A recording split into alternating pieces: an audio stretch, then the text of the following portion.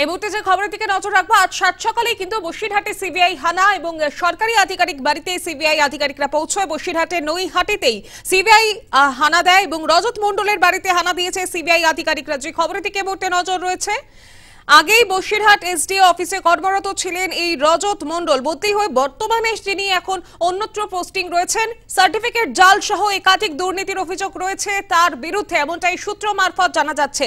4 থেকে 5 জন সিবিআই আধিকারিক আজ সকাল 11টা নাগাদ কিন্তু সেখানে পৌঁছয় এবং তার যে বাড়ি সেখানে কিন্তু তল্লাশি অভিযান চালায়, এমনটাই সূত্র মারফত খবর জানা যাচ্ছে। এর সঙ্গে উপস্থিত ছিলেন সেখানে কেন্দ্রীয় বাহিনীর জওয়ানরাও। বসিরহাটে নৈহাটিতে সিবিআই আধিকারিকদের উপস্থিতি লক্ষ্য করা গিয়েছে। রজত মণ্ডলের বাড়িতে কিন্তু গিয়েছে সিবিআই আধিকারিকরা। বিস্তারিত জানবো, এই টেলিফোন লাইনে রয়েছেন প্রতিনিধি প্রবীর মণ্ডল। প্রবীর, কি জানা যাচ্ছে প্রাথমিকভাবে, কি কোন কারণে তার বাড়িতে এই তল্লাশি অভিযান?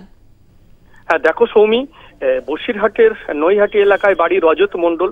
এই রজত মণ্ডল বসিরহাটের মহকুমা শাসকের দপ্তরে এসটি/এসসি ওবিসি দপ্তরে তিনি আধিকারিক ছিলেন এবং সেখানে সংশয়পত্র জাল এই জাল করার ঘটনায় কিন্তু তার বিরুদ্ধে একটা অভিযোগ হয়েছিল।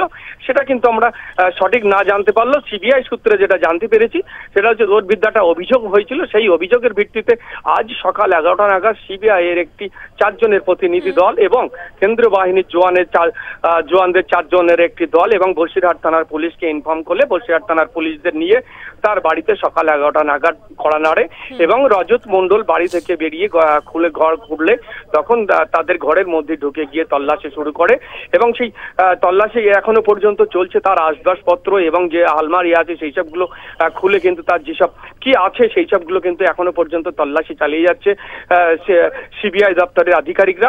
এবং পাশাপাশি যে দুতলার ছাদ, সেই ছাদ এবং তার বাড়ির নিচে দাঁড় করানো আছে একটি 4 চাকা এবং 2টি মোটর বাইক। সেই মোটর বাইক এবং 4 চাকা গাড়ি খুলে কিন্তু তার ভিতর থেকে আমরা যেটা লক্ষ্য করেছি যে বেশ কিছু নথি তারা সংগ্রহ করে নিয়ে আবার ঘরের মধ্যে ঢুকে যায় তদন্তের স্বার্থে।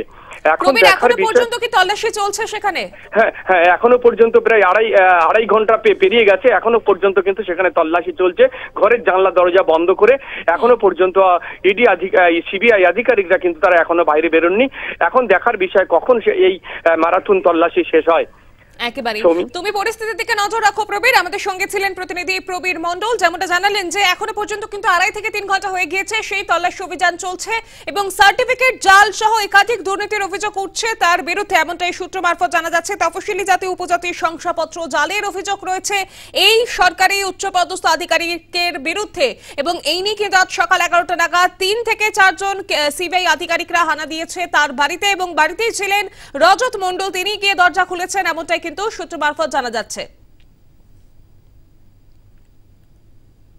আরেকবার আপনাদের জানাই, বসিরহাটে নৈহাটিতে কিন্তু এবার সিবিআই হানা। সকালেই পৌঁছে গিয়েছে সিবিআই আধিকারিকরা এবং সঙ্গে রয়েছে কেন্দ্রীয় বাহিনীর জওয়ানরা। তারা বাইরে থেকে পুরো বাড়ি ঘিরে রেখেছে।